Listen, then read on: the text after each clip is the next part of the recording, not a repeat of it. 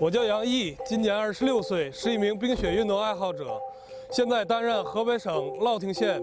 冰雪运动协会会长，同时也是河北省乐亭县冰雪大篷车项目负责人。冰雪大篷车项目从2021年9月开始启动，目的就是让农村和社区群众能够在家门口体验丰富精彩的冰雪运动。每到一个地方，我们会在活动现场设置旱地冰壶、旱地冰球、旱地滑雪等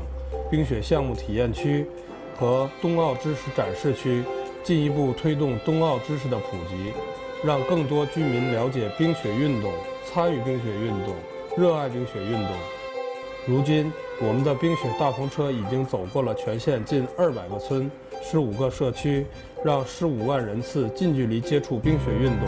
让大家知道冰雪运动离我们并不遥远。虽然不能直接参加冬奥会，